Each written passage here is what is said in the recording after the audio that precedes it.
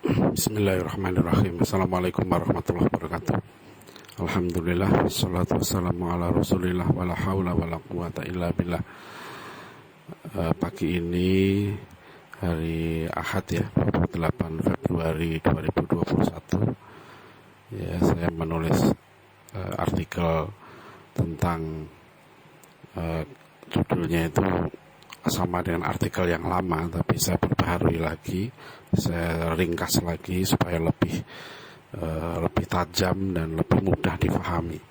Yaitu judulnya Satu Tuhan, Satu Agama. Kenapa artikel ini perlu saya tulis ulang? Karena beberapa hari terakhir ini saya menerima kiriman ya artikel gitu ya tentang masalah agama-agama, dan masih menggunakan logika yang lama, logika pluralisme agama, logika kesatuan transendensi agama-agama atau transcendent unity of religions. Jadi logikanya menganggap bahwa semua agama ini sebenarnya ya merupakan jalan yang berbeda-beda menuju Tuhan yang sama. Ada lagi yang sekarang mengatakan bahwa agama itu jumlahnya ribuan dan perbedaan antar agama itu hanyalah soal penafsiran saja. Ya, dan penafsiran manusia itu relatif. Ya, karena itu ya tidak bisa difahami secara mutlak ya kebenaran satu agama itu. Nah, inilah yang logika ini ya, karena disampaikan oleh orang-orang terkenal gitu ya, orang-orang yang dianggap pinter, ya akhirnya menyebar gitu ya. Meskipun sebenarnya saya yakin bahwa logika ini bertentangan ya, paradoks dengan cara berpikirnya sendiri. Ya, kita kalau seorang muslim ya sederhananya kan kita ini muslim ya, kita sudah bersyahadat. Saya bersaksi bahwa tidak ada Tuhan selain Allah, dan saya bersaksi bahwa Muhammad itu utusan Allah. Itu kesaksian kita ya. Saksi itu kita harus yakin kan, kita meyakini bahwa Tuhan kita ini Allah. Maka yang kita sembah itu Allah, bukan Tuhan yang lain. Dan sifat-sifat Allah ya, nama-nama Allah itu sudah disebutkan dalam Al-Quran. Jadi itu tidak spekulatif, itu tidak relatif ya. Jadi kita menyembah Allah, bukan menyembah tuyul, bukan menyembah genderuwo ya, bukan menyembah setan. Dan itu jelas ya.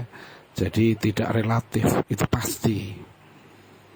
Ya, aneh kan kalau orang mengatakan semua agama ini sebenarnya hanya soal tafsir ya, semua agama itu adalah sama-sama benar gitu ya, dan masing-masing mengklaim kebenarannya sendiri.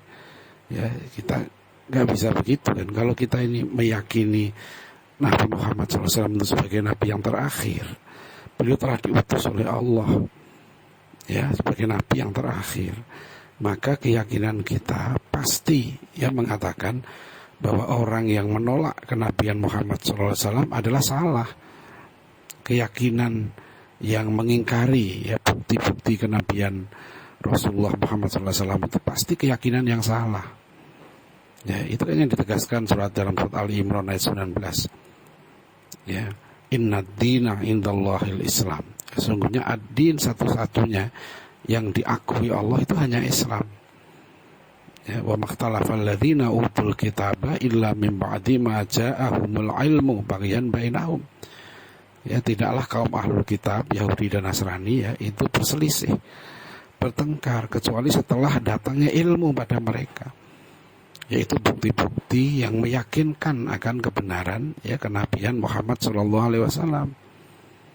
Nah itu jadi kalau seorang muslim itu sudah yakin dengan Islam, pasti dia akan mengingkari ya keyakinan, kepercayaan lain yang tidak sama, yang bertentangan dengan syahadat Islam itu ya. Itu pasti. Jadi kalau saya mengakui bahwa si A ini adalah manusia, maka kita akan menolak kalau ada orang mengatakan si A itu adalah kambing gitu. Itu pasti ya. Saya mengatakan bahwa Masjid Istiqlal di Jakarta itu ada. Presiden Indonesia pertama itu Bung Karno. Ya, kalau ada yang mengatakan bahwa presiden Indonesia pertama itu Ken Arok, ya kan, pasti saya tolak. Ya, jadi Nabi Muhammad SAW itu Nabi terakhir. Kalau ada yang mengatakan Mirza Ghulam Ahmad di India itu juga Nabi, ya, maka saya tolak keyakinan itu. Karena itu bertentangan dengan syahadat saya, bertentangan dengan keyakinan saya sebagai seorang Muslim. Kan sederhana, makanya kita ini kan berdoa sebagai seorang Muslim setiap hari. Ya Allah, tunjukkan aku jalan yang lurus, ihdinas siratal mustaqim, yaitu jalan orang-orang yang Engkau beri nikmat, ya, bukan jalan orang-orang yang Engkau murkai, dan bukan ya jalan orang-orang yang sesat. Kan sederhana. Jadi di dunia ini ada 3 jalan gitu, ya kan? Jalan yang benar, ya, jalan yang siratal mustaqim, ya, jalan yang lurus, dan jalan yang dimurkai Allah, atau jalan yang sesat.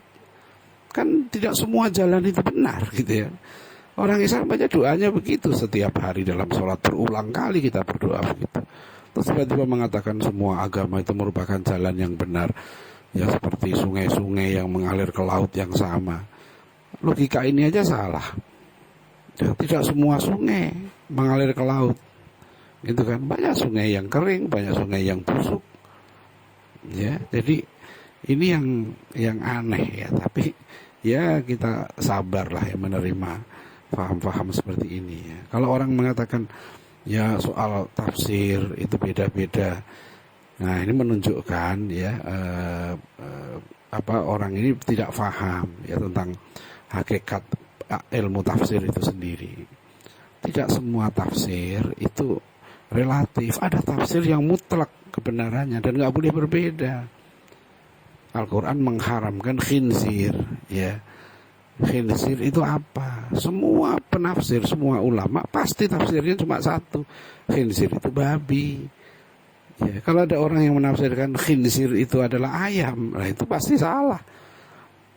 Ya, jadi ini yang aneh, ini paradoks ya, cara berpikir yang paradoks.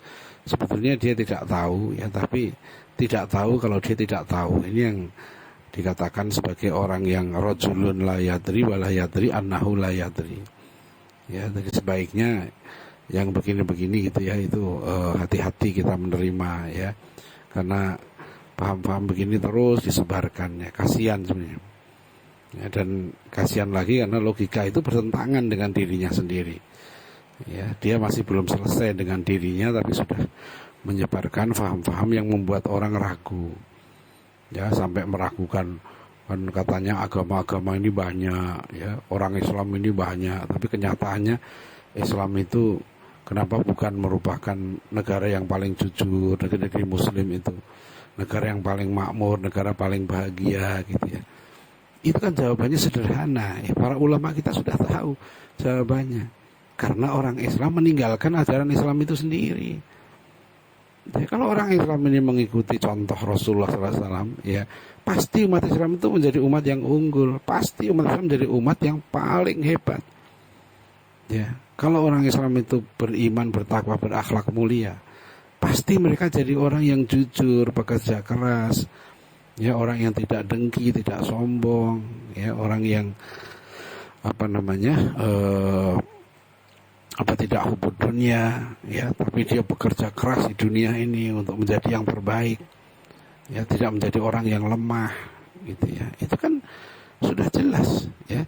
Ajaran-ajaran Islam itu ajaran-ajaran yang begitu indah itu yang ditinggalkan oleh kita semua, oleh umat Islam ini, gitu. Akibatnya ya kita tidak bisa meraih kemuliaan, tidak bisa meraih khairu ummah, ya, karena itu. Jadi bukan karena Islam itu sudah tidak relevan, pemahamannya harus diubah lah gitu dan seterusnya gitu. Nah ini kan ya kasihan ya, habis energi ya mau menyampaikan tentang sesuatu yang sebenarnya sesuatu itu sudah banyak ya dijelaskan oleh para ulama dan cendekiawan Muslim, itu sudah banyak yang menjelaskan mengapa sih umat Islam ini mundur, mengapa umat Islam ini kok kondisinya seperti ini dan seterusnya. Jadi para pembaca semua, mudah-mudahan kita ya, akidah kita terjaga, pemikiran kita terjaga, juga ibadah dan akhlak kita semua, keluarga kita terjaga dari faham-faham yang bisa merusak